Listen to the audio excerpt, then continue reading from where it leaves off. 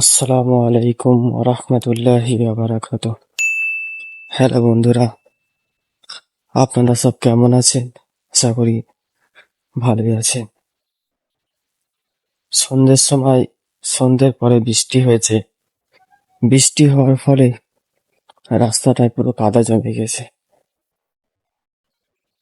রাস্তাটা খুব খারাপ হয়ে যায় যখন বৃষ্টি হয়। এই রাস্তা দিয়ে একদমই চলা যায় না। দেখতে পাচ্ছেন পুরো কাদা হয়ে গেছে রাস্তাতে।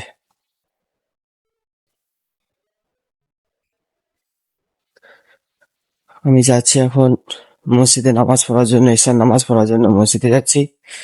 8টায় জামাত। পুরো কাদা হয়ে গেছে রাস্তাতে। অল্প যদি একটু পানি হয় তা পুরো রাস্তায় কাদা হয়ে যায়।